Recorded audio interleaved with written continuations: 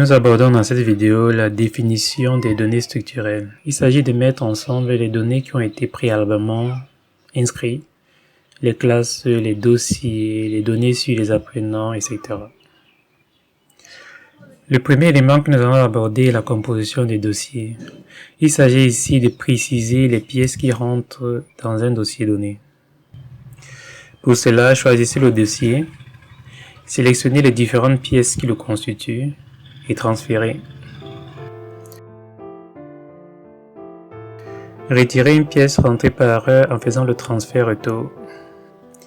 Vous pouvez ajouter toutes les pièces au dossier en cliquant sur la double flèche de transfert.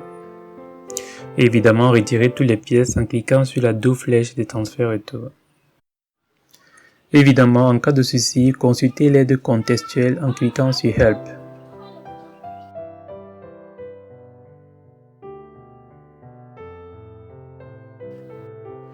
Le deuxième élément dont nous allons aborder est la répartition des frais par classe.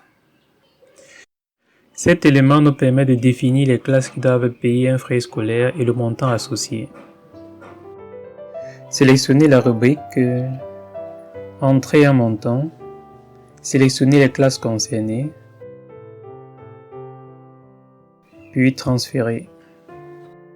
Si toutes les classes sont concernées et pour le même montant, cliquez sur la double flèche de transfert.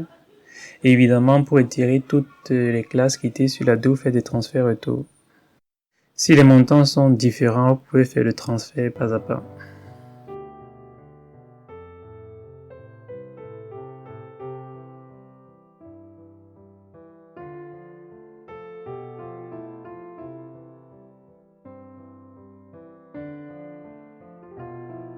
Le troisième élément que nous allons aborder nous permet de répartir les frais par apprenant. Vous avez là les recettes dont le type de collecte a été défini par apprenant. Sélectionnez-en une. Sélectionnez les apprenants concernés. Entrez le montant et transférez.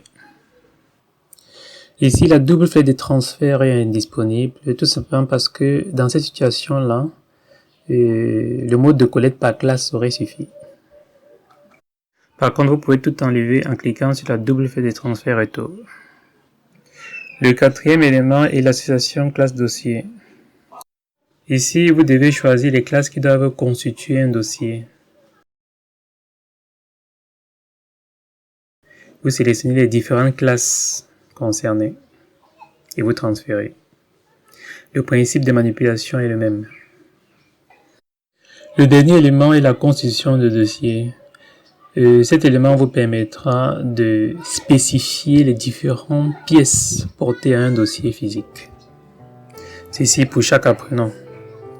Donc, sélectionnez un dossier, sélectionnez un nom et cochez les pièces disponibles dans son dossier.